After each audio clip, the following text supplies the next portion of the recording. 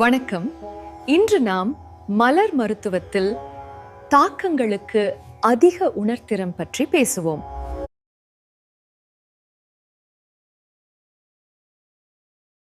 மலர் மருத்துவம் தாக்கங்கள் வகுப்போம். தாக்கங்களுக்கு அதிக உணர்திறன் பற்றி இன்று நாம்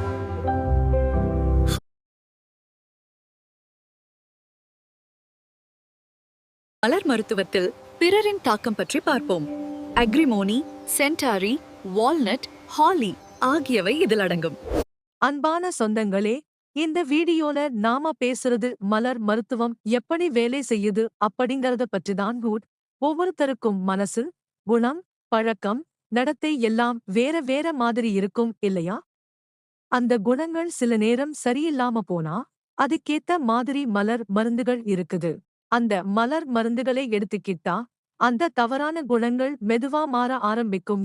அதே மாதிரி நமக்குள்ள நல்ல குணங்கள் அதிகமா இருந்தாலும் கூட சில சமயம் அதுவே நமக்கு பிரச்சனையா மாறிடும். நம்ம வாழ்க்கையில எது நமக்கு தொல்லை கொடுக்குதோ, எந்த மனநிலை நம்மளை பாதிக்குதோ, அந்த ஒவ்வொரு குணத்துக்கும் ஒவ்வொரு மனநிலைக்கும் தனித்தனி மலர்கள் வகுக்கப்பட்டிருக்குது. அதைத்தான் இந்த வீடியோல நாம தெளிவா விளக்கிருக்கோம். இதை கேட்கும்போது கொஞ்சம் போர் அடிக்கிற மாதிரி சலிப்பா தோணலாம்.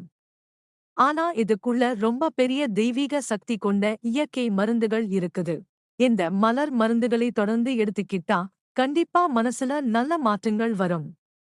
மனக்குழப்பத்தால வந்த உடல் பிரச்சனைகளையும் நம்ம உடலே தானா சரி பண்ணிக்கிற சக்தி இதுக்கு இருக்கு.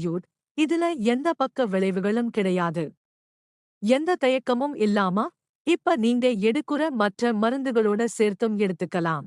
நன்றி சொந்தங்களே. இந்த வீடியோ பிடிச்சிருந்தா ஷேர் பண்ணுங்க, சப்ஸ்கிரைப் பண்ணுங்க, லைக் போடுங்க. இன்னும் ஏதாவது விளக்கம் அல்லது விபரம் வேணும்னா கமெண்ட்ல கேளுங்க. மீண்டும் இன்னொரு வீடியோல சந்திப்போம்.